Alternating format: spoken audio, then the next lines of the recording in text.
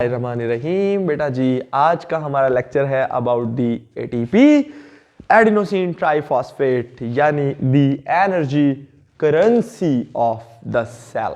बेटा आपको इस बात का पता है, हमने लास्ट लेक्चर में एक बात की थी कि जब तक आपके पास चेक हो 1 करोड़ रुपए का भी तो आप उसको इस्तेमाल नहीं कर सकते जब तक आप उस चेक को कैश की शक्ल में यानी रुपए की शक्ल, इवन आप उस चेक को डॉलर्स में कैश करा ले तो वो भी आप बाहर छल्ली वाले को देंगे तो वो आपको नहीं देगा। समझ, आजकल शायद दे ही दे, डॉलर महंगा है, सही है, लेकिन वो नहीं देगा क्योंकि जो इस जगह पे इस इलाके में जो पैसे चलते हैं वो रुपए हैं, पाकिस्तानी रुपए। ठीक है, तो हम कहेंगे दी एनर्जी करेंसी यानी सेल के जो बॉडी के अंदर जो सेल्स हैं, अगर उन्होंने एनर्जी इस्तेमाल करनी है तो they can use energy which is only present in the form of ATP, otherwise they can not use the energy. Food में चाहे लाख एनर्जी पड़ी रहे। इसलिए कई लोग, मैं इसकी एग्जांपल देता हूं, एक बीमारी है, मैं सिर्फ समझाने की खातिर बेटा बता रहा हूं। एक बीमारी है, आप ये सोचें कि एक बंदा है तो उसकी बॉडी जो है वो लिपिड्स को नहीं तोड़ सकती। लिपिड्स में बड़ी एनर्जी होती है, वो मोटा हो जाता है, बचपन से ही बहुत फैलता जाता है। क्यों? उसकी बॉडी के लिपिड्स जो बन जाते हैं या जो बाहर से वो खाता है ऑयल शॉयल और ये सारा कुछ, वो सारा कुछ वापस टूट ही नहीं सकता, तो वो फैट जमा होती रहती है और वो जितनी मर्जी एक्सरसाइज करे उसके अंदर वो एंजाइम ही नहीं होते। ये एक बीमारी है। ये मैं सिर्फ इसलिए बता रहा हूं कि वो उस फैट की एनर्जी को इस्तेमाल नहीं कर सकता। ये तो एग्जांपल है, लेकिन बेटा जब तक फूड आप जितनी मर्जी खाएं, अगर फूड को ब्रेक करके उसको तोड़ के जो सेल हैं वो डायरेक्टली एनर्जी नहीं ले सकते, वो उसको तोड़ के पहले एटीपी बनाएंगे और फिर उस एटीपी को इस्तेमाल करेंगे आगे आगे अपने कामों के लिए। क्यों? पता है क्यों? ऐसा क्यों? ऐसा इसलिए बेटा कि एनर्जी तो बनती है मुख्तलिफ प्रोसेसेस के जरिए। सेलुलर रेस्पिरेशन के अंदर मुख्तलिफ रिएक्शंस होते हैं, तो अब सारे रिएक्शंस हो फिर एनर्जी बने, नहीं। जो आगे इस्तेमाल होना है उसमें जितने एंजाइम है वो सिर्फ एटीपी को इस्तेमाल करते हैं। ठीक है, उनका मैकेनिज्म ही है। खैर इस बात को छोड़ो, ये आपके पल्ले नहीं पड़ेगी, लेकिन सिर्फ आपको इतनी समझ आ गई कि द सेल्स कैन यूज, ये जो मैंने energy currency of the cell लिखा, इसका मतलब है the cells can use energy only in the form of ATP. बस इतना काफी है, सही है। अब ऐसा क्यों है, ऐसा कैसे है कि हाउ ये जो दूसरा कंपाउंड है ये क्यों नहीं एनर्जी करेंसी बन गया, एटीपी ही क्यों एनर्जी करेंसी बना? तो उसके लिए बेटा हमें एटीपी की स्ट्रक्चर पढ़नी पड़ेगी, सही है। तो एटीपी की जो स्ट्रक्चर है वो क्या है, याद रखें बेटा, ATP is a nucleotide. Nucleotide, what is nucleotide? ये मैं आपको बताता हूं। न्यूक्लियोटाइड बेटा एक ऐसी चीज होती है जिसमें 3 चीजें हो। एक कंपाउंड होता है जिसमें जो 3 चीजों से मिलके बना होता है। पहला, उसमें एक 5 कार्बन वाली शुगर होती है, 5 कार्बन शुगर। नंबर 2, उसमें एक नाइट्रोजीनस बेस होती है, सही है। और नंबर 3, उसके अंदर एक फास्फोरिक एसिड होता है। याद रखिएगा, जो नाइट्रोजीनस बेसिस है और ये जो 5 कार्बन वाली शुगर जो है वो 2 तरह की होती हैं, ऑक्सीराइबोज एंड डीऑक्सीराइबोज। ये राइबोज एंड, खैर इसको हम यहां सिर्फ राइबोज की बात करेंगे। डीऑक्सीराइबोज वो डीएनए में होती है, उसकी जरूरत नहीं है, उसके बारे में हम आज नहीं पढ़ेंगे, वो आप 10वीं क्लास में जब डीएनए स्ट्रक्चर पढ़ेंगे तब आपको चल जाएगा। ठीक है जी। तो 5 कार्बन वाली शुगर को बेटा मैं ऐसे लिखता हूं, ये देखें, carbon number 1 2 3 4, carbon 1 2 3 4 and carbon 5। ये ऐसे है, यानी ये देखो C1, तो जब दोनों को आपस में जोड़ देना इसका मतलब कार्बन होता है। ठीक है, तो इसी तरह C, ये ऐसे करके है, समझ गए ना बात को बेटा? ऐसे करके है, लेकिन वो मैंने सिर्फ समझ, 5 कार्बन वाली शुगर और इसका नाम है राइबोज। इसमें 5 कार्बन होते हैं ना, उसको पेंटोज शुगर, ऐसी शुगर जिसमें 5 कार्बन, उसे क्या कहते हैं? Pentose sugar. आगे उसका नाम राइबोज है। जिस तरह जिसकी आंखें, दो कान, नाक, दिमाग, शमाक हो, उसे क्या कहते हैं? इंसान। तो आगे इंसान के अंदर आपका नाम है नूरजहां। क्या नाम है तुम्हारा? अवैस। ठीक है जी, क्लियर होगी बात? तो ये आपको लग गया पता। अच्छा, ये पहली चीज हो गई। दूसरी चीज होती है बेटा नाइट्रोजीनस बेस, और हम आज सिर्फ जिस नाइट्रोजीनस बेस की बात करेंगे वो एडिनिन है। क्या नाम है? क्योंकि हम बेटा बात कर रहे हैं एटीपी की, और एटीपी के अंदर एडिनिन ही होती है और कोई नाइट्रोजीनस बेस नहीं होता। ठीक है बेटा, एडिनिन एक ऐसी नाइट्रोजीनस बेस है जिसमें दो रिंग होते हैं, एक 5 कार्बन वाला और एक 6 कार्बन वाला, इस तरह। तो हमने बेटा इतना ही बनाना है आज। ठीक है, तो आप इसको जोड़ दें, मैं यहां बना देता हूं, दिस इज लाइक दिस,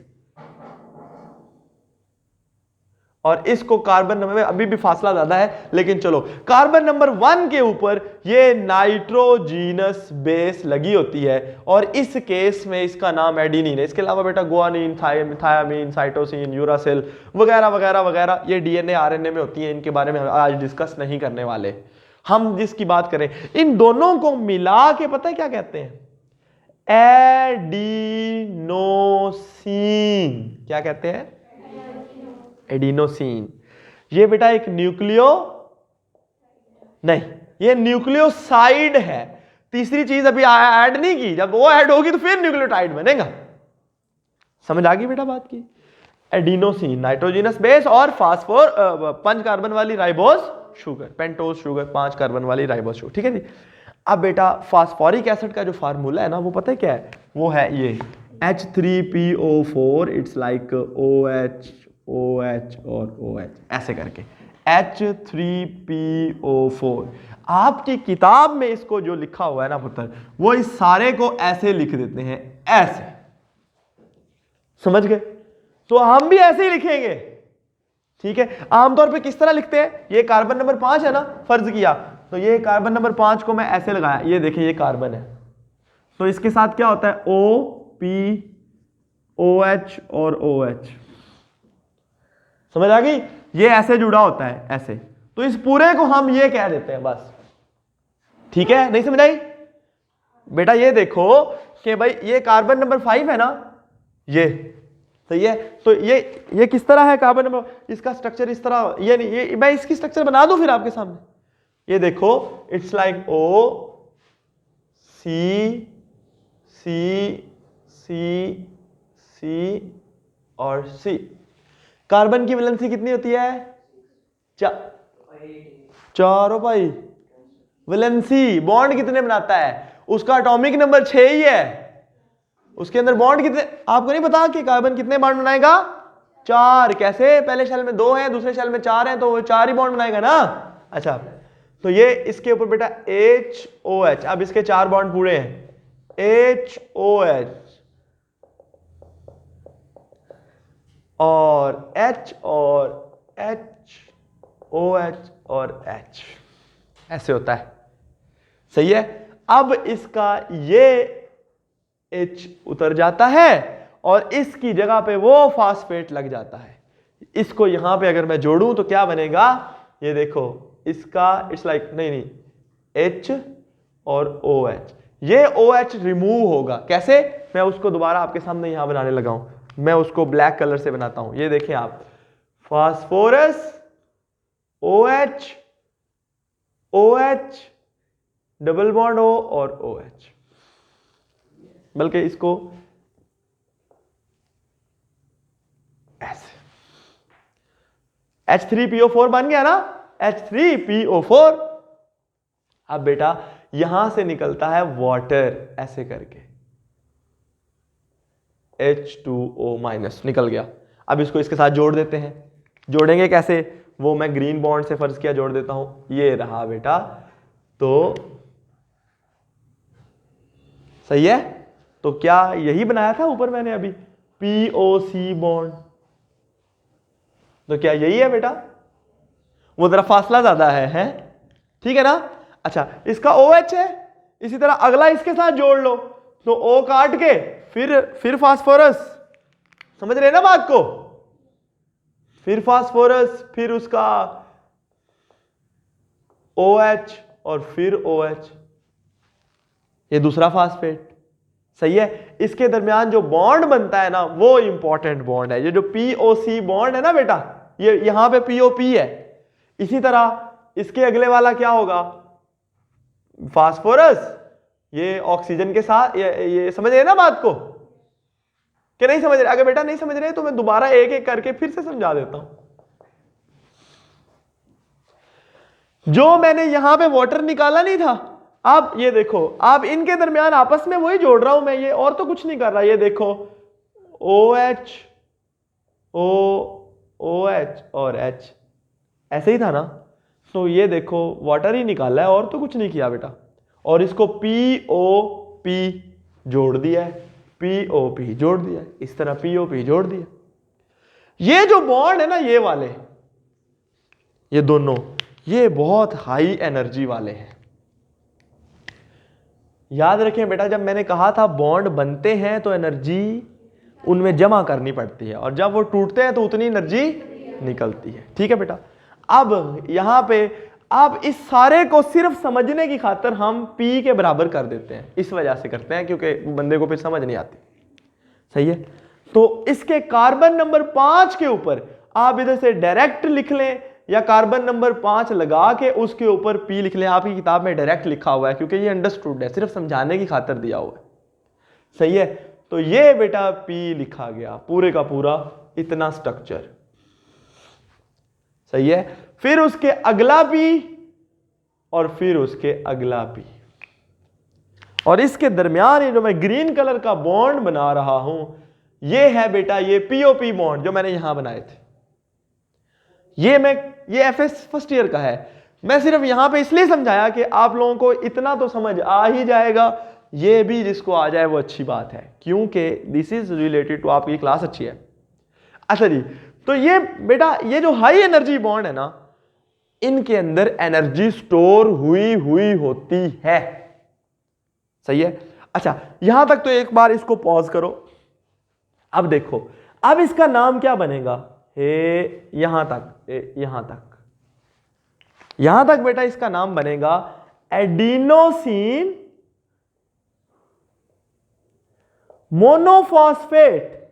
इसके साथ एक लगा है ना, मोनो का मतलब 1, मोनो, भाई लड़कों समझ आ रही है? एडिनोसिन मोनोफॉस्फेट, ये एक न्यूक्लियोटाइड है।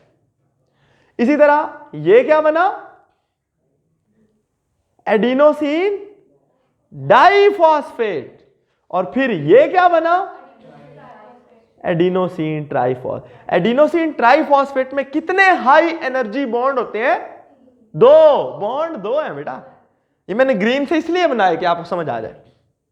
और ये जो एक बॉन्ड है ना, this is related to 7.3 kilocalorie per mole, यानी 7300 कैलोरीज निकलती हैं जब ये एक बॉन्ड टूटता है। और इसका यानी एक मोल ATP जब उसके सारे पहला बॉन्ड तोड़ दे तो 7300 कैलोरीज निकलती हैं। और जब ये बनाना पड़ेगा तो इतनी ही जमा भी करानी पड़ेगी। ये बैंक वाला हिसाब किताब है। ठीक है। तो बेटा इसका मतलब क्या हुआ कि अगर मैं ATP को तोड़ के क्या बनाऊं? जब देखो बेटा ATP का ये बॉन्ड मैं तोड़ दूं तो फिर क्या रह जाएगा? ADP। जब ATP को तोड़ के ADP बनाऊंगा तो प्लस एक फॉस्फेट उधर जाएगा ना, तो उसको मैं यहां लिख देता हूं। तो इससे क्या होगा? अच्छा, इससे क्या निकलेगा? -7300 कैलोरीज पर मोल।